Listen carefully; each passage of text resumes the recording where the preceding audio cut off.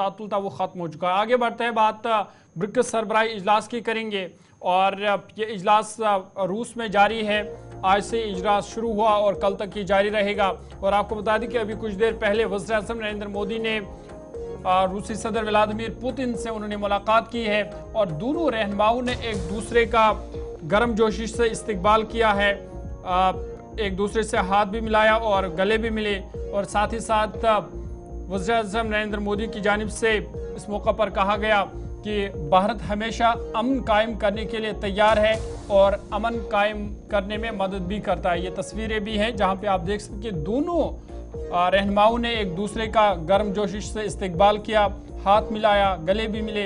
आपको बता दें कि वज़ीर-ए-आज़म नरेंद्र मोदी और रूसी सदर व्लादिमीर पुतिन ने आज रूस के शहर काजान में 16वें ब्रिक्स सरबराही इजलास के मौके पर मुलाकात की।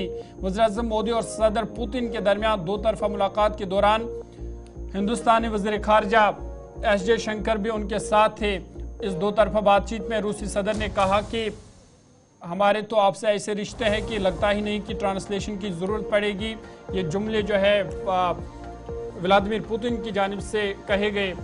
इस पर रूसी वफद भी हंस पड़े, जबकि वज़ीर-ए-आज़म नरेंद्र मोदी ने भी मुस्कुराने लगे इस पर। और सदर पुतिन ने कहा कि हम रूस और हिंदुस्तान के दरमियान जारी ताउन को काफ़ी अहम समझते हैं।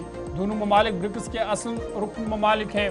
रूस और हिंदुस्तान के दरमियान खुसूसी स्ट्रैटेजिक शराकतदारी है, ये रिश्ता बढ़ता रहेगा। आपको बता दें कि जब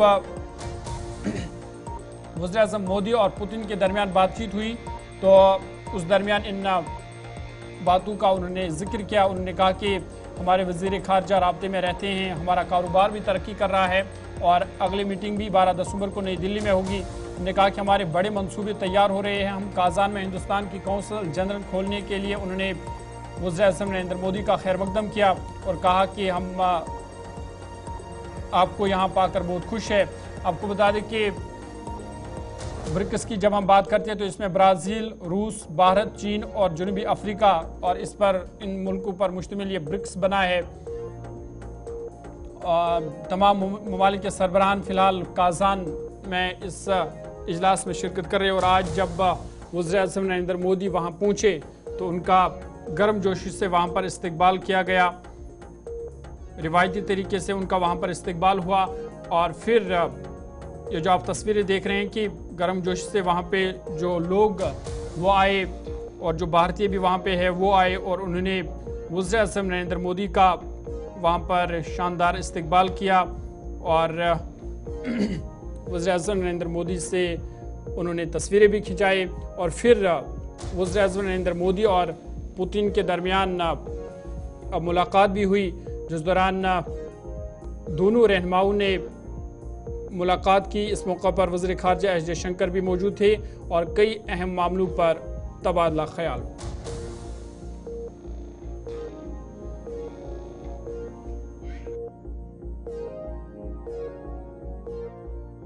एक्सेलेंसी, मैं आपकी मित्रता, गर्मजोशी भरे स्वागत और आतिथ्य सत्कार के लिए हार्दिक आभार व्यक्त करता हूं।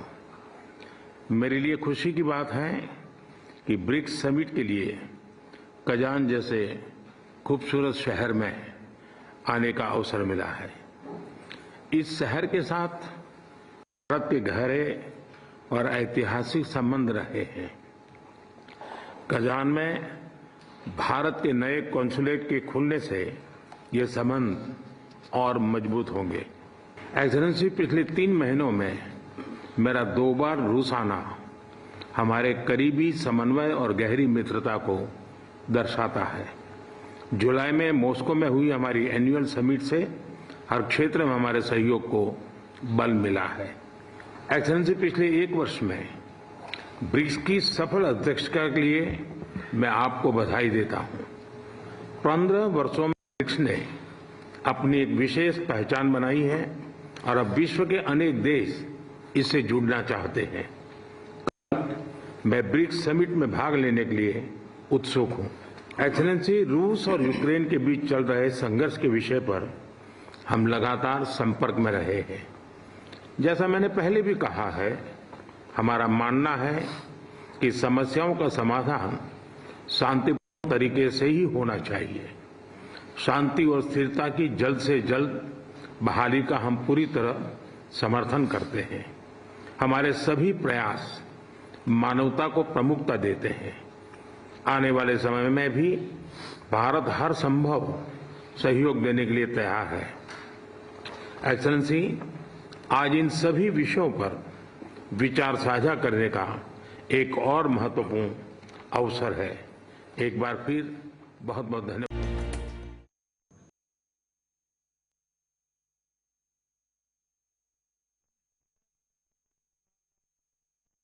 ब्रिक्स सरबराही इजलास जारी है, कल भी ये इजलास जारी रहेगा।